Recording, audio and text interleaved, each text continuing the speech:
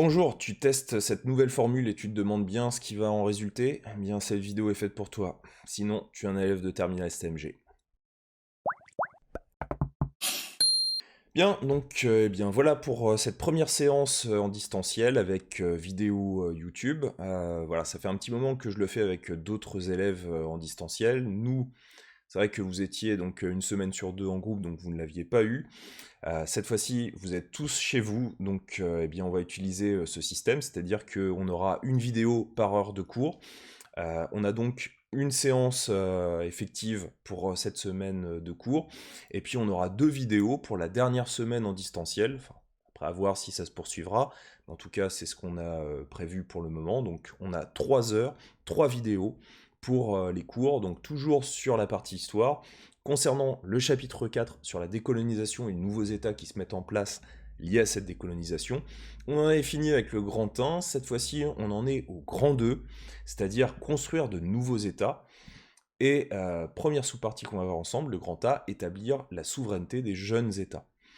Vous pouvez à tout moment stopper la vidéo. Si je vais trop vite, ben, vous l'arrêtez, vous revenez, vous réécrivez dès que vous avez mal compris un élément ou que c'était pas très clair.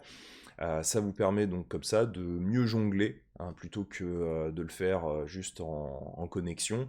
Donc de voir la vidéo et puis de l'arrêter à tout moment quand vous avez envie de le faire. Voilà. Donc, eh bien, on va démarrer avec cette première partie sur établir la souveraineté des jeunes États.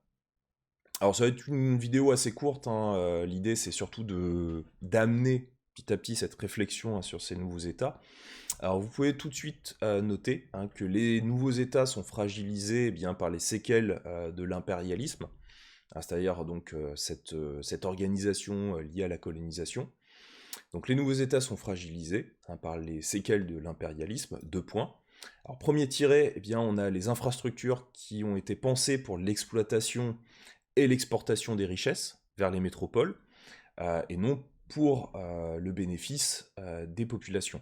Hein, c'est ça qu'il faut bien se rappeler, c'est que la colonisation, le but, même si vous avez des infrastructures, des routes, des autoroutes, des hôpitaux, tout ça a été pensé, le but, c'est pour le colonisateur, et la majorité de la population n'en profitait pas. Elle pouvait en profiter dans certains cas, c'est-à-dire que les hôpitaux, bon, ben, ils sont là pour soigner, mais le but premier, c'était véritablement d'utiliser les infrastructures qui étaient mises en place euh, par le colon, pour le colon, et non pas pour la population locale.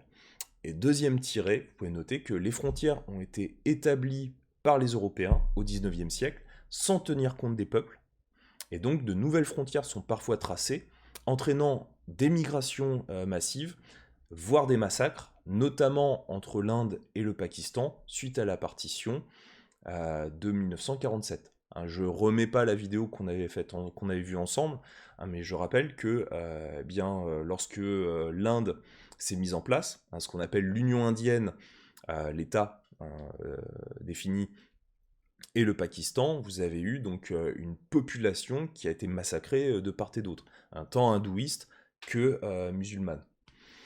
Et donc, en dehors de ces deux tirets, vous pouvez noter que ces jeunes États doivent mettre en place des institutions solides et durables, et l'absence de tradition locale démocratique et l'héritage d'un système colonial qui a été fondé sur l'inégalité des droits entre colons et indigènes, rendent difficile la constitution d'un État de droit.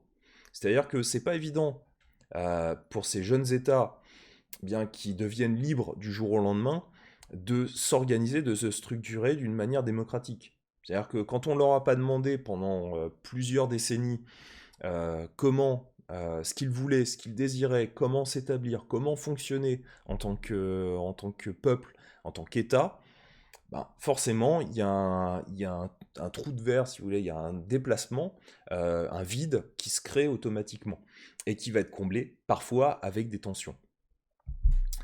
Voilà pour la petite vidéo. J'espère que ça a été clair pour vous. Vous voyez, c'est assez court. Le format est assez simple. C'est pour que vous ayez le temps de pouvoir bien recopier donc, le cours. On se retrouve donc dans 2 semaines pour les 2 heures, donc les 2 vidéos concernant aux 2 heures de cours qu'on a ensemble. Je rappelle que c'est pas des vidéos qui vont forcément durer 1 heure, parce que le temps que vous arrêtiez, que vous regardiez la vidéo, etc., ça prend un peu plus de temps que le temps réparti pour la vidéo.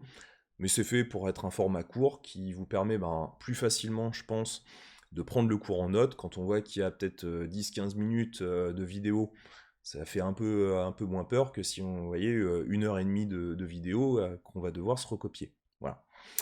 Donc, j'espère que je vous souhaite de bonnes vacances, déjà. J'espère que tout se passera bien pour vous. Et puis, on se retrouve dans 2 semaines concernant la suite du cours sur la décolonisation et les nouveaux États. Je vous souhaite de bonnes vacances et à dans 2 semaines.